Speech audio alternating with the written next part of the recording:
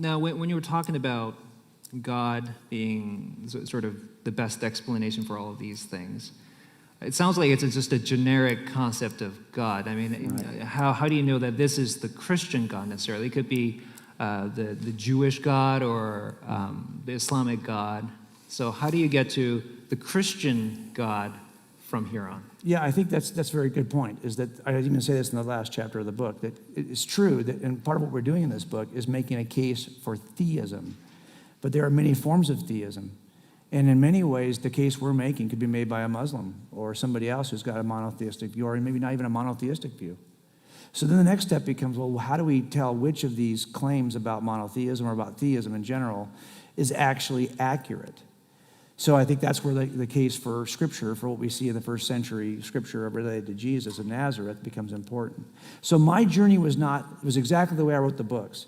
I became interested in Jesus because a pastor, I got into this church and I was not a believer, and this pastor pitched Jesus as a super smart guy.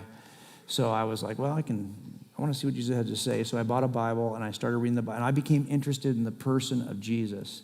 So I started to examine the eyewitness accounts, testing them the way I test other eyewitnesses.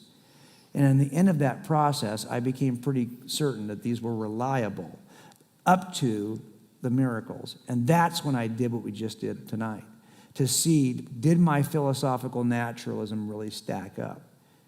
And so for me, it was Jesus first, and then I moved into this investigation second. So it really was, I was looking at Christianity. Some people will say, well, look, did you examine Islam? Did you examine Mormonism? Did you examine Sikh or Hinduism?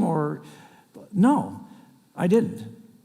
But think about this for a second. When I get somebody in my sights as a suspect who actually explains all of the evidence and I bring him to trial, and it's because this guy is he's the murderer, and he happens to be a 6-foot-tall white male with blonde hair and blue eyes. Do I have to then exclude every other 6-foot-tall, blonde-haired, blue-eyed guy? Do I need to show you why all those other blonde-haired, blue-eyed guys are not my guy? Of course not.